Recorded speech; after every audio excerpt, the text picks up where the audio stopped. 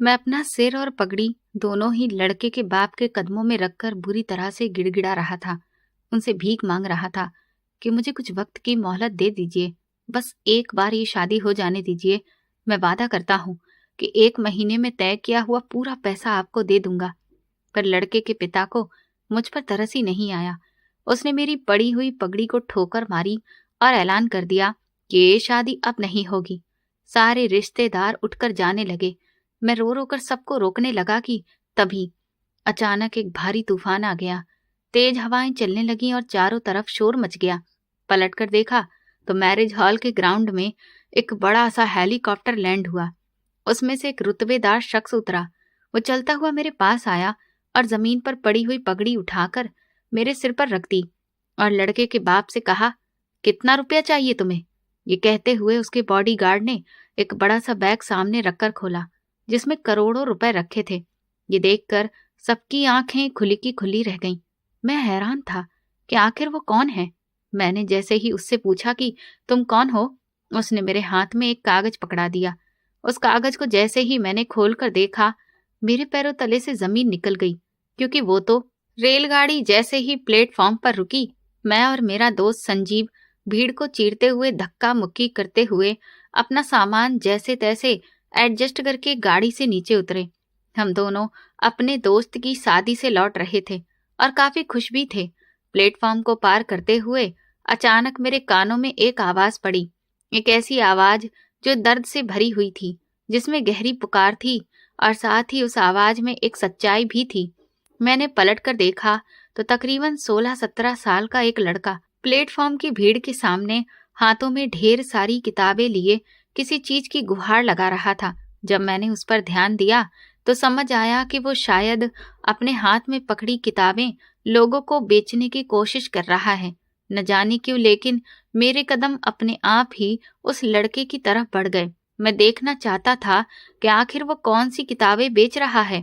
थोड़ा नजदीक जाने पर पता चला कि ये तो 12वीं क्लास की किताबें थीं। ये देखकर मुझे हैरत हुई कि भला 12वीं क्लास की किताबें कोई बच्चा यहाँ रेलवे स्टेशन पर क्यों बेचेगा, और वो भी इस तरह हाथ में पकड़कर। उस लड़के की आंखों में जो हल्की सी नमी थी वो साफ बता रही थी कि जरूर इसके पीछे कोई गहरी मजबूरी है, और इस मजबूरी को पूछने से मैं खुद को रोक न सका। मैं तुरंत उस लड़के के पास पहुंचा। उसने अभी तक मुझ पर ध्यान नहीं दिया था। वो लगातार अपनी कोशिश किए जा रहा था। आने जाने वाले हर एक इंसान के सामने लगभग गिड़गिड़ा रहा था कि कोई तो उसकी ये किताबें ले ले, लेकिन भीड़ में एक भी शख्स ऐसा नहीं था जिसने उसकी पुकार सुनी हो। हर कोई अपने कंधे झटकता हुआ और अपने कान बंद किए हुए आगे बढ़ता हुआ अपना रास्ता नाप रहा था। मैं उसके पास गया और मैंने उससे पूछा, तुम ये किताबें क्यों बेच रहे हो? वो बड़ा ही दुखी होकर बोला, साहब, क्या आप मेरी ये किताबें खरीद लेंगे? आपकी बहुत बड़ी मेहरबानी हो जाएगी। मैंने उससे कहा, लेकिन ये किताबें मेरे किसी काम की नहीं हैं। मेरे घर में ऐसा कोई भी नहीं है जो 12वीं क्लास में पढ़ता हो, और मैं खुद तो एक क्लर्क हूँ। ये सुनते ही उसका चेहरा उतर गया। उसने मेरे सामने हाथ जोड़ते हुए कहा, कोई बात नहीं साहब, आप मेरे पास आकर इतना पूछ रहे हैं, यही बहुत है, वरना मैं इस भीड़ में न जाने कब से लोगों से गुहार लगा रहा हूँ, पर यहाँ तो कोई मेरी तरफ पलट कर देखता भी नहीं है। ये बात कहते हुए उसकी आवाज में एक गहरी थकान उतर आई थी। मैंने उससे पूछा, लेकिन तुम ये किताबें भला क्यों बेच रहे हो? क्या जरूरत है? और तुम जानते नहीं हो कि इन किताबों को यहाँ शायद ही कोई खरीदे, क्योंकि यहाँ कोई भी ऐसा नहीं होगा जिसे 12वीं क्लास की किताबों की जरूरत हो। इससे अच्छा तो तुम इन्हें किसी दुकान पर जाकर दे देते। वो कहने लगा, साहब, मैंने कोशिश की थी। शहर की जो बड़ी बड़ी दुकानें हैं उनमें से किसी ने भी मेरी ये किताबें लेने से इनकार कर दिया। जब मुझे कुछ भी समझ नहीं आया तो मैं यहाँ दौड़ा चला आया। सोचा कि शायद कोई तो ऐसा जरूरतमंद होगा जो मेरी ये किताबें खरीद लेगा और मुझे कुछ पैसे मिल जाएंगे, क्योंकि मुझे पैसों की सख्त जरूरत है। मैंने पूछा, लेकिन तुम्हारी वो जरूरत क्या है? वो कहने लगा, मुझे आगे की पढ़ाई करनी है और अपनी डिग्री के लिए मुझे फॉर्म भरना है, जिसकी कल लास्ट डेट है, लेकिन उसकी फीस के पैसे मेरे पास नहीं हैं। इसी वजह से मैं यहाँ ये किताबें बेचने आया हूँ ताकि फॉर्म के पैसे जमा कर सकूं। अभी मैं उससे बात कर ही रहा था कि तभी पीछे से मेरा दोस्त भी आ गया। वो मुझसे पूछने लगा कि भला मैं यहाँ इस लड़के के पास क्या कर रहा हूँ। मैंने उसे शॉर्ट में पूरी बात बता दी तो वो मुझे समझाने लगा कि मुझे फिलहाल यहाँ से चलना चाहिए। मैंने उससे कहा रुको तो सही। फिर मैंने उस लड़के से आगे बात की कि क्या तुम्हारे घर में कोई भी ऐसा नहीं है जो तुम्हारी पढ़ाई में मदद कर सके। वो कहने लगा मेरी माँ तो बचपन में ही मर गई थी, फिर जैसे तैसे पिताजी ने रिक्शा चलाकर मुझे पाला, लेकिन उन्हें टीबी की बीमारी हो गई, ठीक से इलाज नहीं मिल सका, इसीलिए कुछ महीने पहले उनका भी देहांत हो गया। अब मेरा कोई भी सहारा नहीं बचा। मैंने अपना खर्च चलाने के लिए बच्चों को ट्यूशन पढ़ाना शुरू किया, लेकिन उससे कमाई बहुत ही कम थी, जो घर के किराए और बाकी छोटी मोटी जरूरतों में ही खर्च हो जाती थी। जो थोड़े बहुत पैसे बचे थे वो कल शाम जब मैं बाजार से लौट रहा था तो किसी ने मेरी जेब काट ली और मेरे सारे पैसे चले गए। ये कहते हुए उसका गला भर आया और आंखों से आंसुओं की धारा निकलकर उसके गालों पर बहने लगी। वो कहने लगा कि अब मुझे अगले महीने ही ट्यूशन के पैसे मिलेंगे, लेकिन तब तक तो बहुत देर हो चुकी होगी, क्योंकि मेरे फॉर्म भरने की अंतिम डेट तो कल ही है। अगर मैं कल तक फॉर्म नहीं भर पाया तो मेरा और मेरे पिता का जो सपना था वो हमेशा के लिए अधूरा रह जाएगा। ये कहते हुए उसने फिर मेरे दोस्त की तरफ उम्मीद भरी नजर से देखते हुए कहा, साहब क्या ये किताबें आपके किसी काम की हैं? अगर हों तो मैं हाथ जोड़ता हूँ, प्लीज आप इन्हें ले लीजिए। मेरे दोस्त ने बड़ी ही बेदिली से उसकी तरफ देखते हुए कहा, ये झूठी कहानी किसी और को सुनाना, तुम्हारे जैसे बहुत देखे हैं इस तरह की दुख भरी कहानी सुनाकर दूसरों को लूटते हुए। तुम्हें और कोई नहीं मिला पागल बनाने के लिए? उसने तुरंत ही मेरे कंधे पर हाथ रखकर कहा, चलो अनमोल, इसकी बातों में मत आना, दिन भर में ऐसे 75 मिलते हैं मुझे। मैंने संजीव से कहा, जरूर मिलते होंगे यार, लेकिन ये लड़का झूठ नहीं बोल रहा। संजीव ने मेरी तरफ हैरत से देखते हुए कहा, तुम्हें इतना भरोसा कैसे है इस लड़के पर? तुम तो इसे पहले से जानते भी नहीं हो। मैंने कहा, हाँ ये बात सच है कि मैं इसे पहले से नहीं जानता, लेकिन इसकी आंखों में जो सच दिख रहा है उससे मेरा गहरा नाता है। ये कहते हुए मैंने अपने पर्स से कुछ पैसे निकाले और उससे पूछा, तुम्हारे फॉर्म की फीस कितनी है?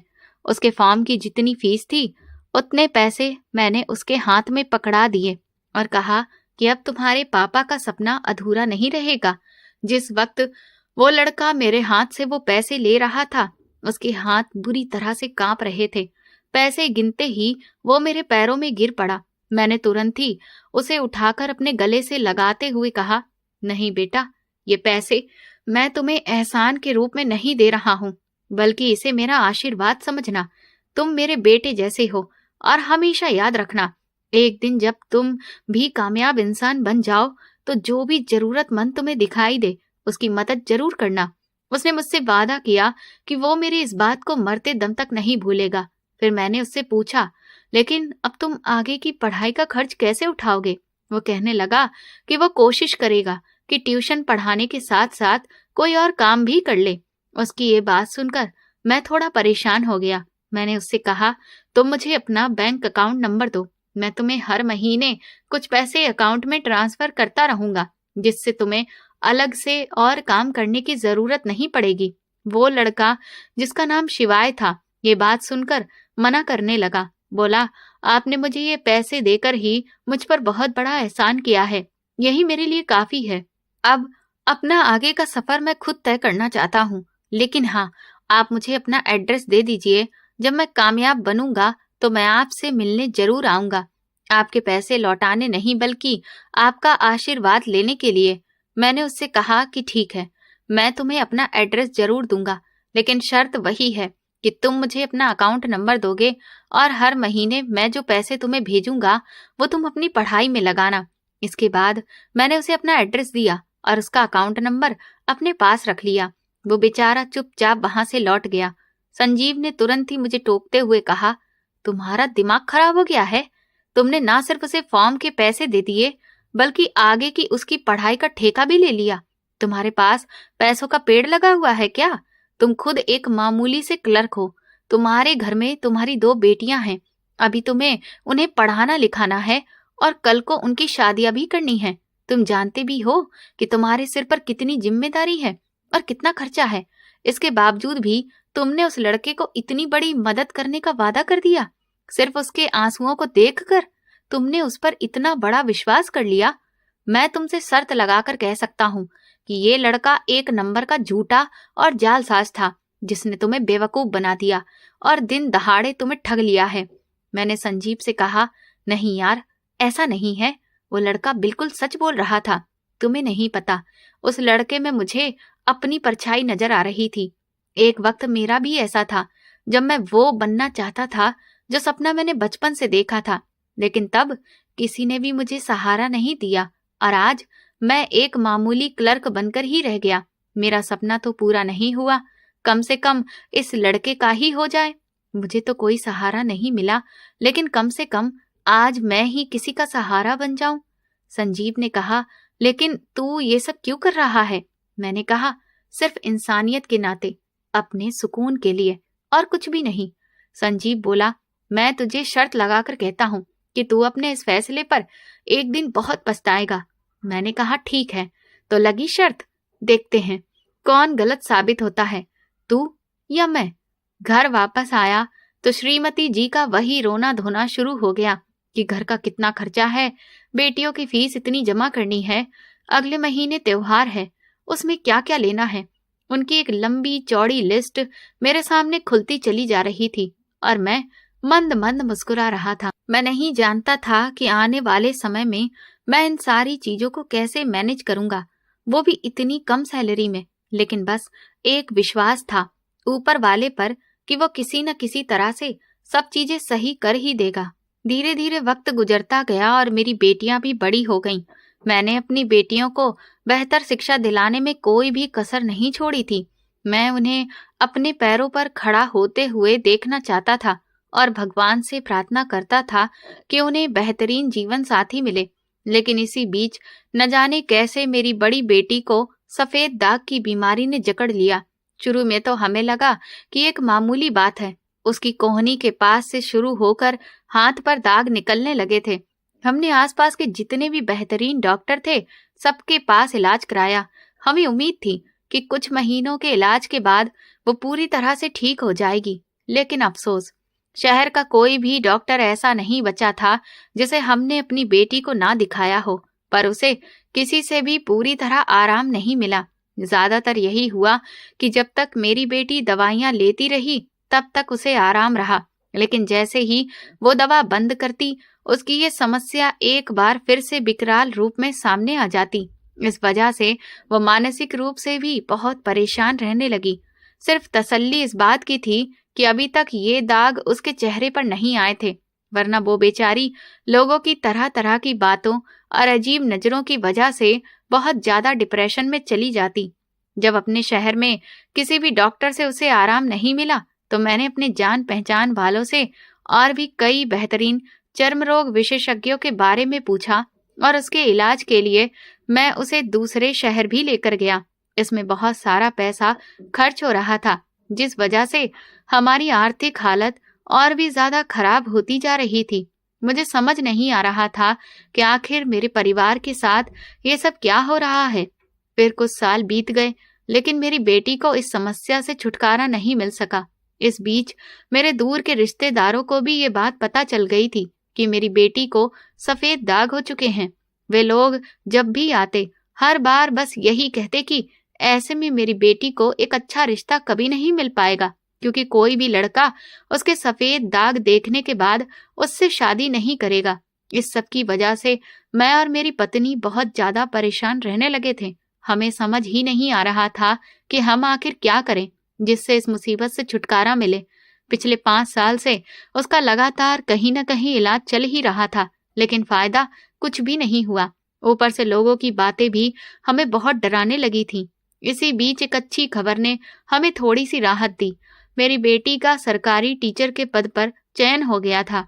अब मुझे पूरी उम्मीद थी कि कोई तो ऐसा घर होगा जो कम से कम उसकी पोस्ट को देखने के बाद शायद उसके अंदर जो ये दिक्कत है उसे नजरअंदाज कर दे, क्योंकि इस हकीकत को हम नजरअंदाज नहीं कर सकते कि हमारा समाज शादी विवाह के रिश्तों को पोस्ट, पैसा, रुतबा इन सब चीजों से तौलता है। और खास तौर पर अगर आप लड़की के बाप हैं, तब तो आपकी बेटी की सुंदरता, उसकी पढ़ाई लिखाई, उसे घरेलू काम काज में कितना सुगढ़ बनाया गया है। और अगर आप एक ऐसा रिश्ता देख रहे हैं जो आपकी औकात से ऊपर है, तो शायद आपकी बेटी की पोस्ट और साथ में दहेज में कितना पैसा मिलेगा, इस सबको भी देखा जाता है। मैं रिटायर हो चुका था, मेरी बेटी की शादी की उम्र हो गई थी और इसी वजह से मैंने कई जगह उसके लिए रिश्तों की तलाश करना शुरू कर दिया।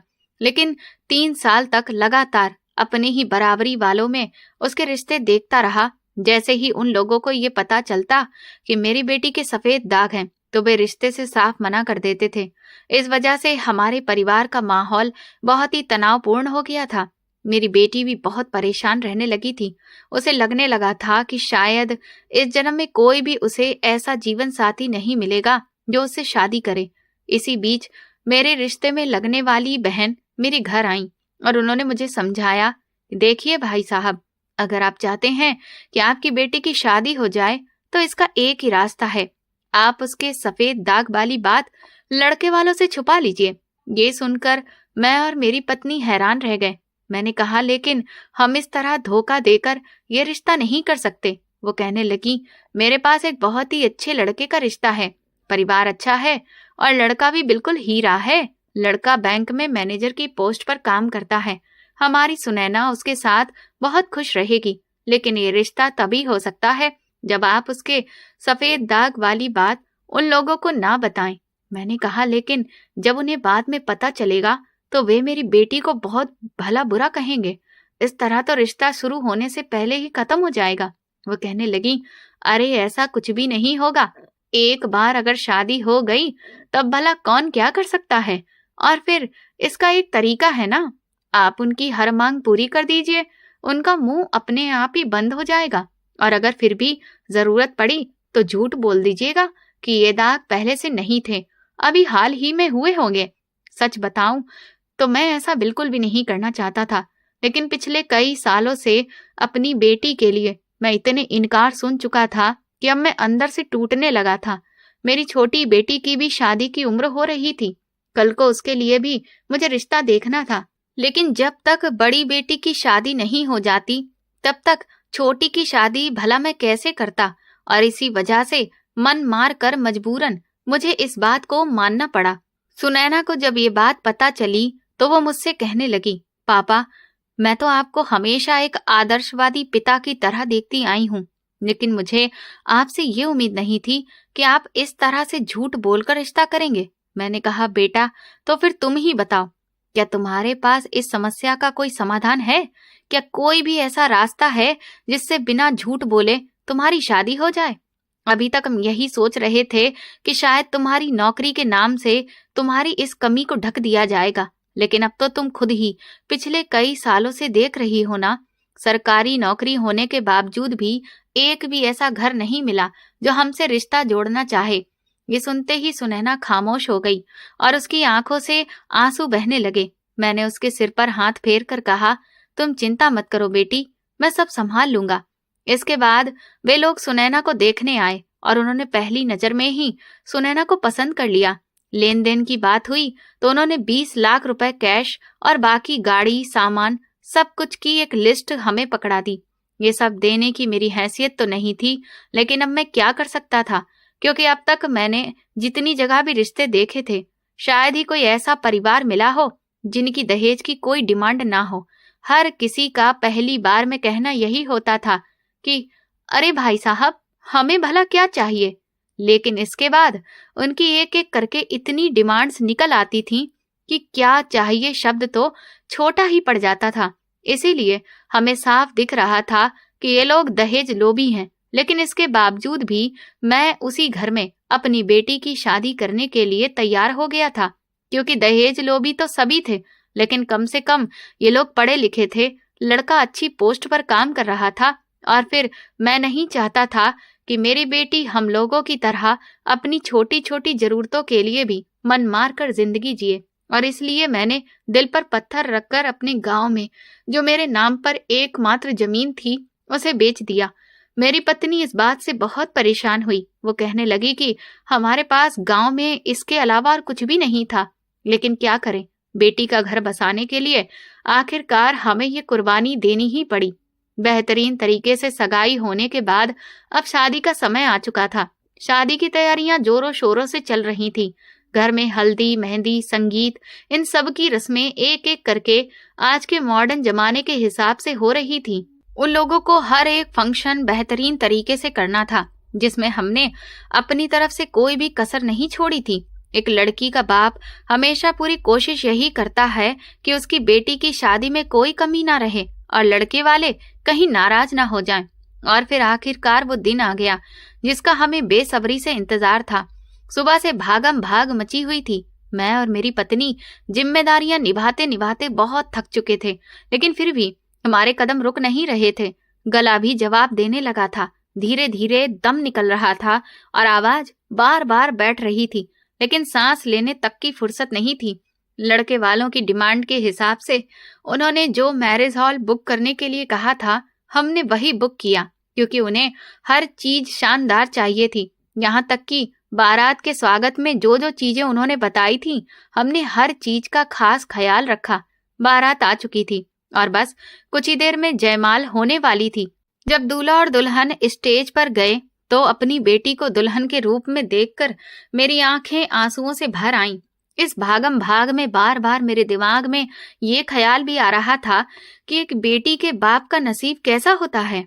आज ये जो सारी चकाचौंध, सारे इंतजाम, ये सब कुछ मैंने अपने पैसों से किया हुआ था, लेकिन फिर भी मेरी हालत यहाँ बिल्कुल ऐसी थी जैसे मुझ पर न जाने कितना बड़ा कर्ज चढ़ा हुआ हो और मैं किसी दूसरे के यहाँ आया हूँ। सब कुछ अपने दम पर करने के बावजूद भी मेरा सिर झुका हुआ था, हाथ जुड़े हुए थे और लड़के वाले, जो कि हमसे ही इतना सब कुछ मांग रहे थे, नाक ऊंची करके बड़े ही गर्व से सब कुछ करवा रहे थे। वे तन कर खड़े हुए थे और अकड़ अकड़ कर न जाने कितनी ही बार छोटी छोटी चीजों में कमियां निकाल चुके थे। पर मजाल है कि हम में से कोई भी उनसे कुछ कह पाता।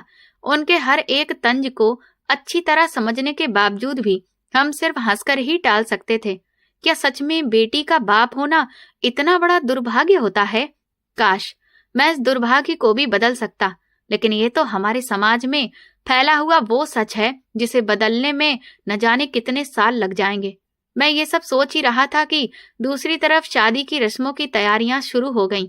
पंडित जी ने दूल्हा और दुल्हन को फेरों के लिए बुलाया, लेकिन इसी बीच अचानक लड़के के पिता दंदनाते हुए मंडप के पास पहुंचे और जोरदार आवाज में चिल्लाते हुए इन रस्मों को रोकने के लिए कहा। ये सुनकर हम सब दंग रह गए। मेरे तो जैसे पैरों तले से जमीन ही निकल गई। मैं घबराकर तुरंत उनके पास पहुंचा और लगभग हाथ जोड़ते हुए कहने लगा, समधी जी, आखिर ऐसी क्या बात हो गई जो आप रस्में रोकने के लिए कह रहे हैं? उन्होंने वहीं पर चिल्लाकर कहा, तुम्हारी लड़की के सफेद दाग हैं और तुमने ये बात हमसे छुपाई। तुमने हमें इतना बड़ा धोखा दिया है और इसीलिए अब ये शादी हरगिज नहीं हो सकती। ये सुनते ही मेरे हाथ पैर बुरी तरह से कांपने लगे। मैंने अपनी बेटी सुनैना की तरफ देखा। उसकी आंखों से भी आंसू बहने लगे। हम दोनों बाप बेटी आंखों ही आंखों में एक दूसरे की बात समझ रहे थे। मैं समझ रहा था कि मेरी बेटी अब मुझे कोस रही है कि मैंने उससे कहा था ना कि पापा झूठ बोलकर रिश्ता मत करिए, देख लीजिए, लेकिन आज इसका क्या अंजाम है। मेरी आवाज हकलाने लगी। मुझे समझ ही नहीं आ रहा था कि मैं अब उनसे क्या कहूं। इससे पहले कि मैं कुछ बोलता वो फिर बोल पड़े, अच्छा हुआ कि आपके रिश्तेदारों में से किसी ने हमें ये बात बता दी, वरना आपने तो हमें अंधेरे में रखकर कितना बड़ा धोखा दिया होता। इसीलिए अब ये शादी हरगिज नहीं होगी। अरे मेरा बेटा जानते हैं कौन है? बैंक में मैनेजर है, मैनेजर। और उसके साथ हम भला एक ऐसी लड़की की शादी क्यों करेंगे जिसके हाथों पर सफेद दाग हो? मैंने उन्हें अपनी तरफ से समझाने की कोशिश की।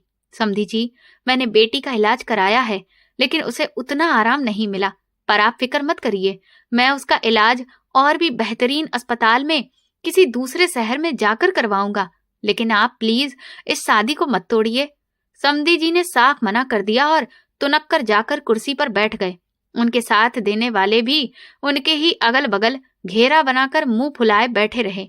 मुझे कुछ भी समझ में नहीं आया तो मैं अपने सिर की पगड़ी लेकर उनके पैरों के पास गया और उनके कदमों में रखते हुए सिर झुकाकर बोला, समधी जी, अगर आज ये शादी नहीं हुई तो मेरी बेटी की जिंदगी बर्बाद हो जाएगी, हमारी इज्जत नीलाम हो जाएगी। मैं आपके आगे भीख मांगता हूँ, हमारे साथ ऐसा मत करिए।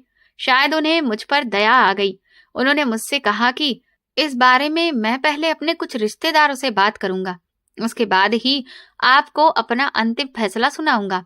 इसके बाद वो उठकर अपने कुछ रिश्तेदारों के साथ दूसरी तरफ चले गए। तकरीबन आधे घंटे के बाद वो वहां से लौटे, लेकिन ये आधा घंटा मेरे लिए जैसे सदियों के बराबर था।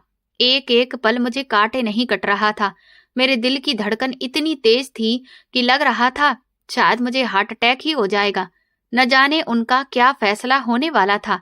बार बार रह रह कर मेरी नजर बाकी रिश्तेदारों पर पड़ रही थी, जो वहां मदद करने वाले कम और तमाशा देखने वाले ज्यादा लग रहे थे। सच कहूं तो हमारे रिश्तेदारों में कई ऐसे लोग होते हैं जो आपके काम को बनाने में नहीं बल्कि बिगाड़ने में लगे रहते हैं। वे आपके साथ सिर्फ इसलिए उठते बैठते हैं ताकि आपके घर का भेद जान सकें और बाद में आपको मुसीबत में डालकर खुद मजे ले सकें, क्योंकि लोगों को अपने सुख से उतना मतलब नहीं होता जितना दूसरों के दुख से होता है। यही कहावत आज मुझ पर फिट बैठ रही थी। वरना अगर ये बात मेरे किसी रिश्तेदार को लड़के वालों को बतानी ही थी तो वो शादी से पहले भी बता सकता था, लेकिन नहीं, उसने ठीक ऐन मौके का इंतजार किया ताकि मेरा और मेरे घर वालों की इज्जत का तमाशा बनाया जा सके। लेकिन इसमें उनकी भी गलती नहीं है, गलती तो मेरी ही है। जब सच छुपाकर रिश्ता तय किया ही था तो फिर यह दिन तो आखिर देखना ही था, जिसके लिए मेरी बेटी ने भी मुझे कई बार चेतावनी दी थी। लेकिन उस वक्त मुझे सिर्फ अपनी बेटी की शादी ही दिख रही थी और कुछ भी नहीं। फिर समधी जी आकर सीधा अपनी कुर्सी पर बैठे और कहने लगे, देखिए अनमोल जी, क्योंकि आप हमारे आगे इतना गिड़गिड़ा रहे हैं और हम भी बड़े दिल वाले हैं, हम आपकी तरह नहीं हैं, इसीलिए हम ये शादी होने देंगे। ये सुनते ही ऐसा लगा जैसे मेरी जान में जान वापस आ गई हो। लेकिन जैसे ही उन्होंने अपने मुंह से लेकिन कहा तो जैसे मेरी सांस गले में ही अटक गई।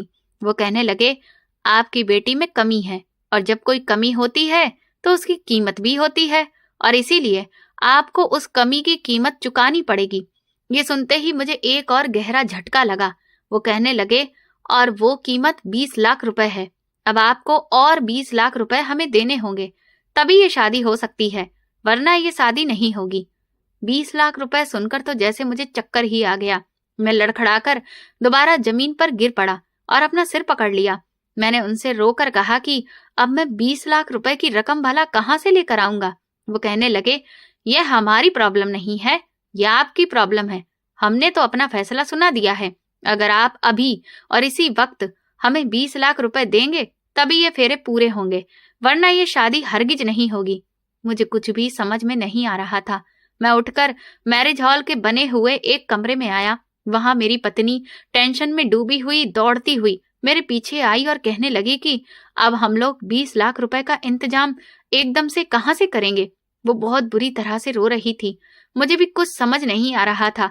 फिर इसी बीच मेरे दिमाग में शहर में जो मैंने एक छोटा सा प्लॉट खरीदा था उसका ख्याल आया।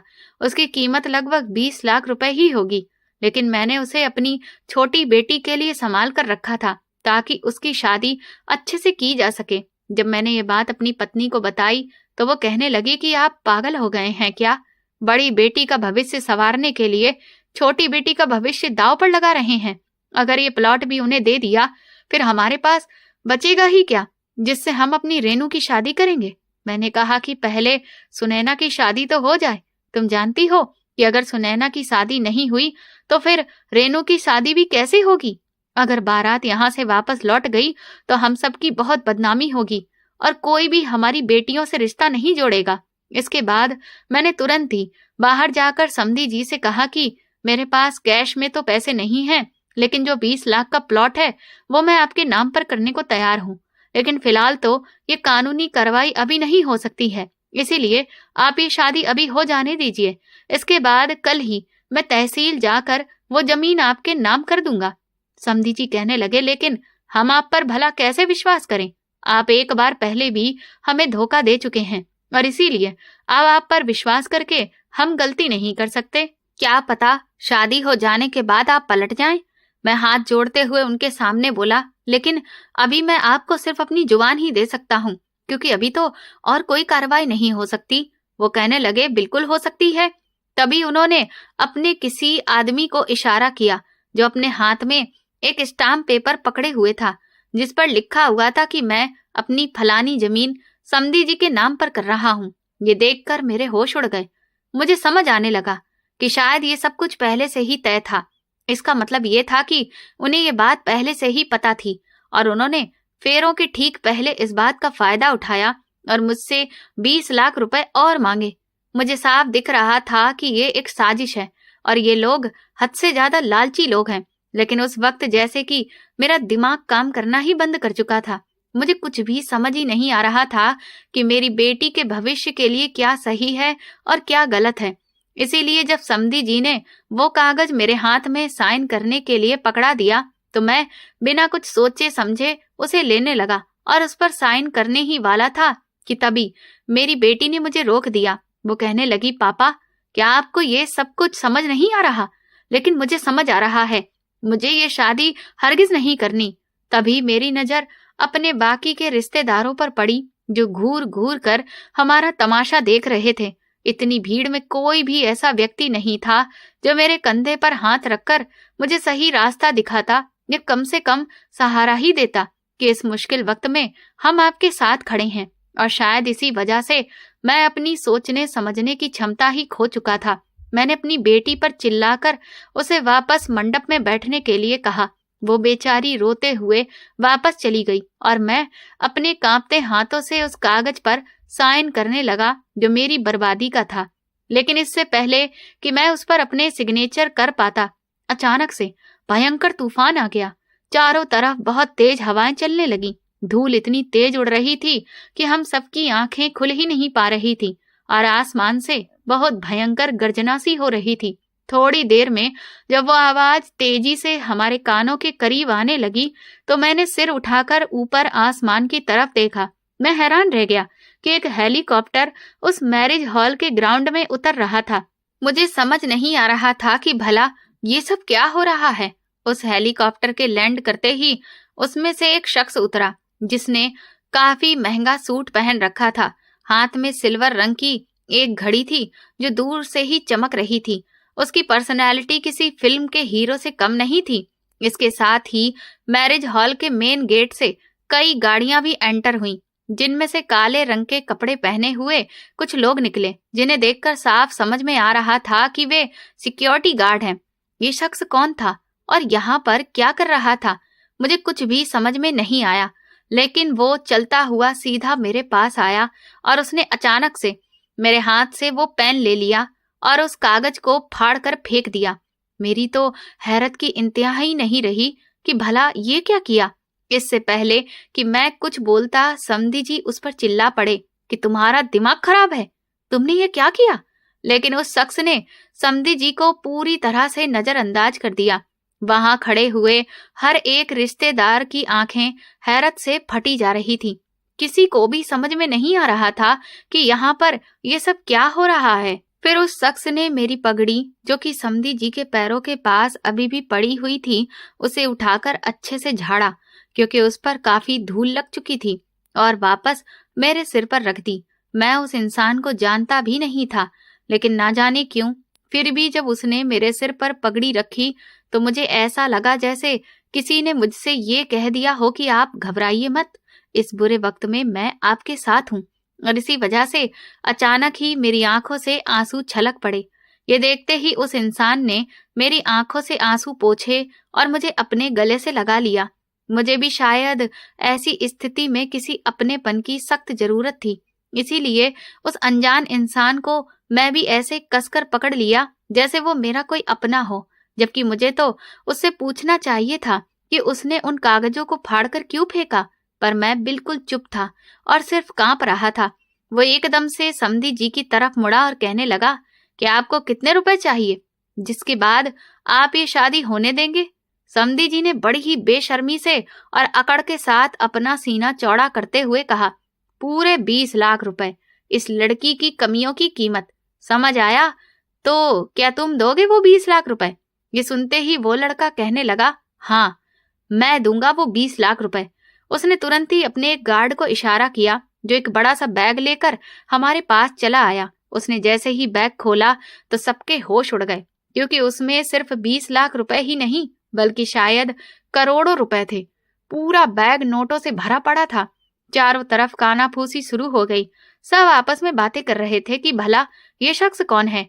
समधी जी की आंखों में तो जैसे उन नोटों को देखते ही तारे नाचने लगे। वो तो बड़े ही खुश हो गए और तुरंत ही उनकी अकड़ी हुई जुबान नरम हो गई। उनका अंदाज एकदम से बदल गया और उन्होंने मुझे तुरंत अपने गले से लगाकर कहा, बधाई हो समधी जी, अब तो हम लोग पक्के वाले समधी हो गए। और तुरंत ही उन्होंने खड़े होकर ऐलान किया कि पंडित जी, शादी की रस्में शुरू की जाएं।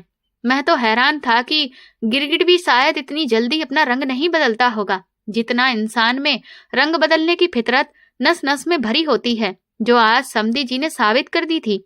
जैसे ही समधी जी ने रस्में शुरू करने का ऐलान किया, पंडित जी ने मंत्र पढ़ना शुरू ही किया था कि तभी उस लड़के ने तेज आवाज में चिल्लाकर कहा कि ये शादी अब बिल्कुल भी नहीं होगी। मैं तो जैसे पुतला बन चुका था। मेरे मुंह से कोई शब्द ही नहीं निकल रहा था। मुझे समझ ही नहीं आ रहा था कि आज मेरी बेटी की शादी में ये सब क्या हो रहा है। उस लड़के ने सबके सामने चिल्लाकर कहा कि मैं अपनी बहन को ऐसे लालची लोगों के घर में हरगिज भी ब्याहने नहीं दूंगा। तुम्हारे जैसे दहेज लोभियों ने ही हमारे समाज को गंदा कर रखा है, जिसकी वजह से हमारी बेटियां अपने पैरों पर खड़े होने के बावजूद भी खुद को हमेशा कमतर ही समझती हैं, और जिनके घरों में बेटियां हैं वे लोग अपने आप को कमजोर समझते हैं। उन्हें बेटियां बोझ लगती हैं। तुम्हारा बेटा अगर किसी अच्छी पोस्ट पर काम कर रहा है तो तुम उसके जन्म से लेकर शादी तक के कपड़ों से लेकर सारी पढ़ाई लिखाई का खर्चा एक एक रुपए तक लड़की वालों से वसूल कर लेते हो। लेकिन लड़की वाला जिसने अपनी बेटी को भी इस काबिल बनाया हो, और वो भी अगर किसी अच्छी पोस्ट पर काम कर रही हो, तो वो तुम्हें नजर नहीं आता। और ये समाज भी तुम जैसे लोगों को बढ़ावा देता है, और इसी वजह से तुम्हारे जैसे दहेज के लालचियों की संख्या दिन ब दिन बढ़ती ही चली जा रही है। लेकिन मैं अपनी बहन के साथ ऐसा बिल्कुल भी नहीं होने दूंगा। इसीलिए अभी के अभी अपने इस प्रोडक्ट को उठाओ और यहाँ से अपनी इस बारात के साथ निकल जाओ, क्योंकि तुम्हारे प्रोडक्ट की कीमत यहाँ पर कोई नहीं चुकाएगा। उस इंसान का इतना कहना था कि रिश्तेदारों में से कुछ लोग जोर जोर से हंसने लगे। समधी जी अपना अपमान बर्दाश्त नहीं कर सके और मुझे खरी खोटी सुनाने लगे, लेकिन मेरी तो जैसे जुबान ही सिल गई थी। मुझे तो कुछ समझ में ही नहीं आ रहा था। उस लड़के ने तुरंत ही आगे बढ़कर मेरा बचाव किया और कहा कि अगर आपने एक शब्द भी और इन्हें कहा तो मैं पुलिस बुलाने में 2 मिनट भी नहीं लगाऊंगा। और आप जानते हैं ना कि दहेज मांगना कितना बड़ा जुर्म है, और फिर आपके और आपके बेटे के साथ क्या होगा। ये सुनते ही समधी जी की हवा टाइट हो गई और उन्होंने तुरंत ही अपना सुर नीचे किया और वहां से सबको वापस चलने के लिए कहा।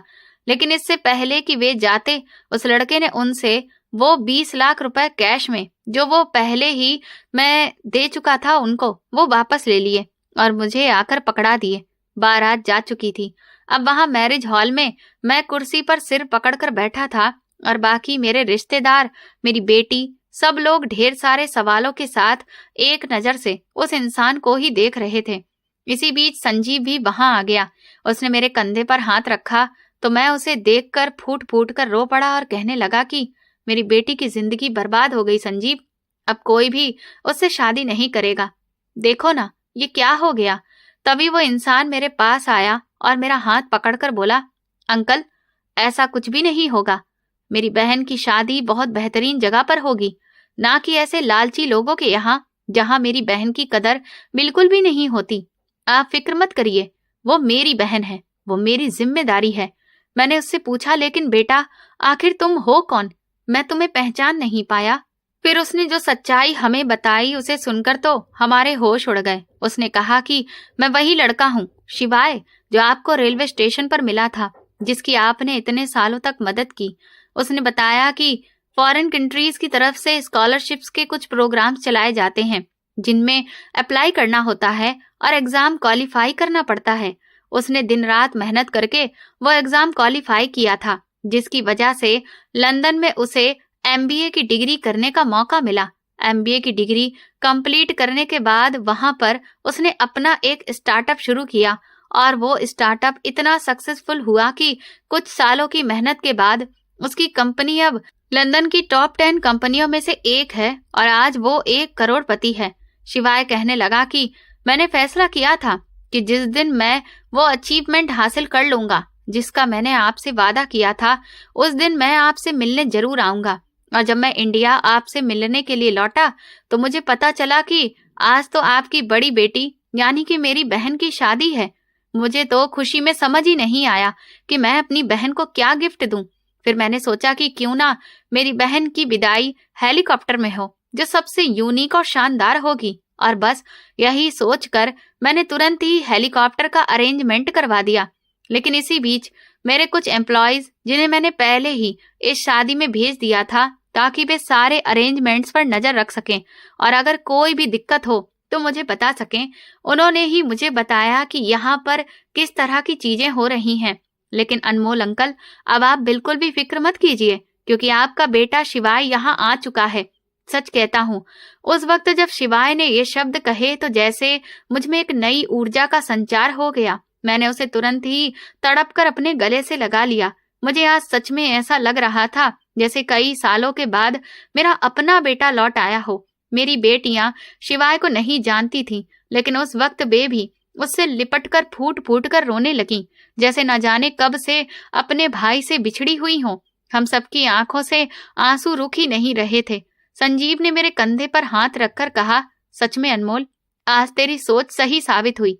तूने बिल्कुल सही कहा था। ये लड़का झूठ नहीं बोल रहा था। तूने इसकी आंखों में जो देखा था वो झूठ नहीं बल्कि सच ही था। और देख, तेरी उस दिन की भलाई ने आज तेरे परिवार को बिखरने से किस तरह से बचा लिया। इसके बाद शिवाय हम सबको अपने साथ लंदन लेकर गया। उसकी शोहरत देखकर तो हमें यकीन ही नहीं हो रहा था कि ये वही लड़का है जो उस दिन रेलवे स्टेशन पर एक फॉर्म भरने की फीस जुटाने के लिए अपनी किताबें बेच रहा था और जिसके पास आज किसी भी चीज की कमी नहीं थी। हम तकरीबन पूरे परिवार सहित 15 दिन तक शिवाय के विला में रहे।